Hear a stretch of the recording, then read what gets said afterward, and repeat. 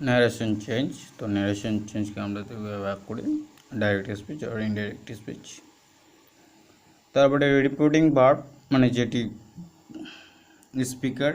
Speaker reporting verb and reported speech, three top types their foundation, তিনটি ভাগে ভাগ করা হয়। নাউনকে স্পিকার বলা হয় এবং যেটি ভার্ব অর্থাৎ নাউন যার উপর জোর দিয়ে কথাটি বলে তাকে বলা হয় reporting verb and reported speech, যে কথাটি বলা হয় তাকে রিপোর্টেড স্পিচ বলা হয়। ওকে, তারপরে কী বলা হয়েছে, মানে ন্যারেশন চেঞ্জের কয়েকটি নিয়ম আছে, আমি একটু জুম করে দিচ্ছি। দিস থাকলে দ্যাট হয়,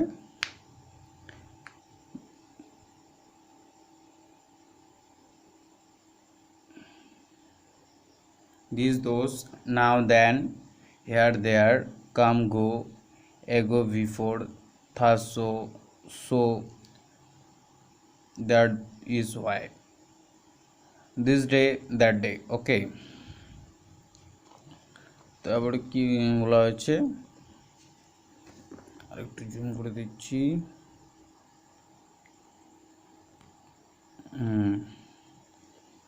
today equal to that day, tonight equal to that night, yesterday আমি স্টারডে ধরে নিচ্ছি, yesterday equal to that previous day, tomorrow equal to that next day, the following day, ETC বলা হয়। ওকে,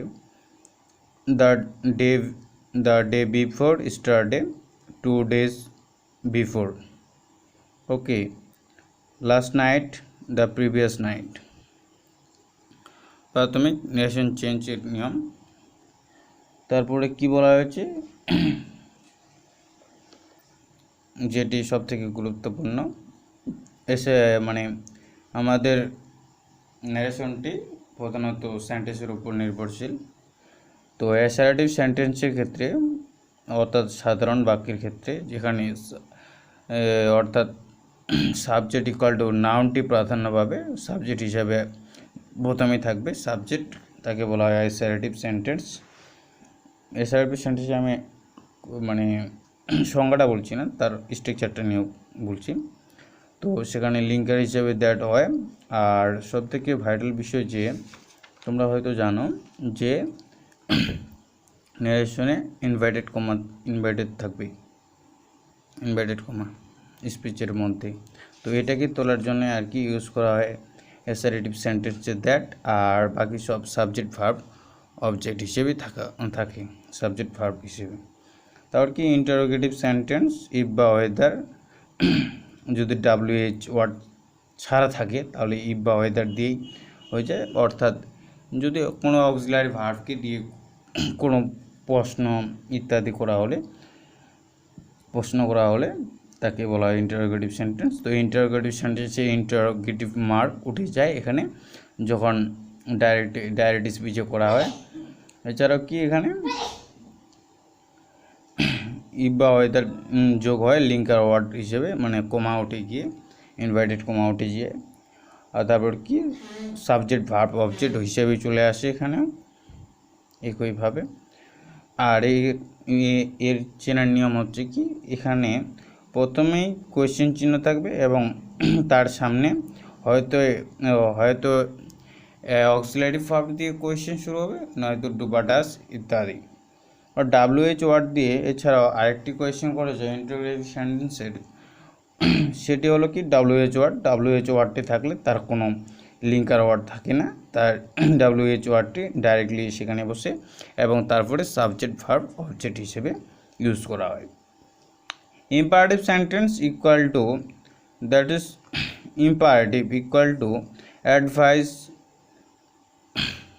উপদেশ, আদেশ ইত্যাদি অনুরোধ বোঝালে। তো এখানে টু দিয়ে এটি প্রধানত যুক্ত হয়। ইম্পারেটিভ যদি লেট দিয়ে শুরু হয় তাহলে তার ক্ষেত্রে দ্যাট ব্যবহার করা হয় লিঙ্কার ওয়ার্ড হিসেবে।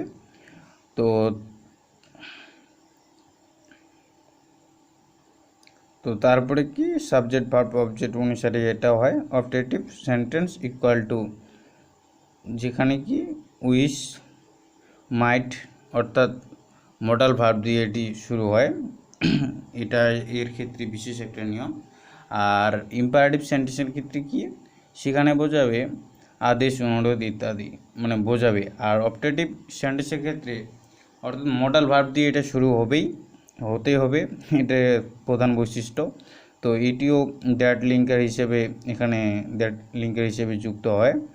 আর এক্সক্লেমেটরি কোনো আবেগসূচক, অর্থাৎ আবেগসূচক কোনো কিছু বোঝালে এক্সক্লেমেটরি দ্যাট হয়। এছাড়া কয়েকটি নিয়ম আছে আরও, সেগুলো আমরা দেখে নিচ্ছি। সরি, হ্যাঁ, যেমন যদি প্রেজেন্ট ইনডিফিনিট থাকে তাহলে ফার্স্ট ইনডিফিনিটে হবে, যদি প্রেজেন্ট কন্টিনিউয়াস থাকে তাহলে পাস্ট কন্টিনিউয়াস, যদি প্রেজেন্ট পারফেক্ট থাকে তাহলে first perfect. Present perfect continuous যদি থাকে তাহলে কি ফার্স্ট পারফেক্ট কন্টিনিউয়াসে চেঞ্জ করতে হবে। ওকে,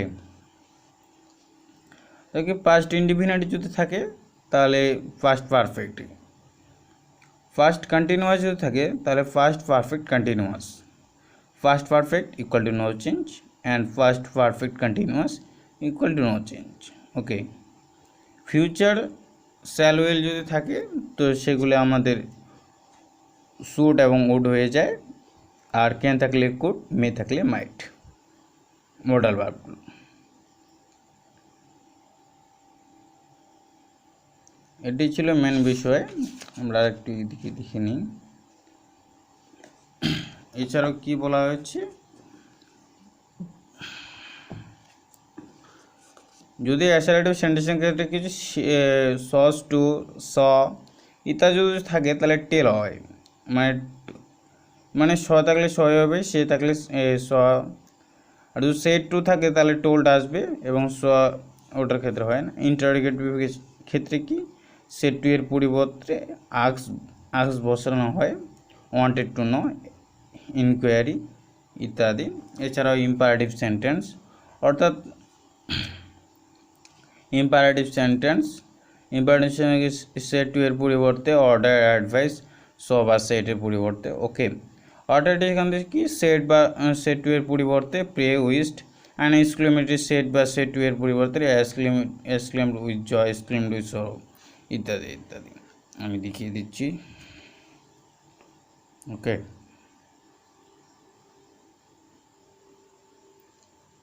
আজকের ভিডিও এখান থেকেই।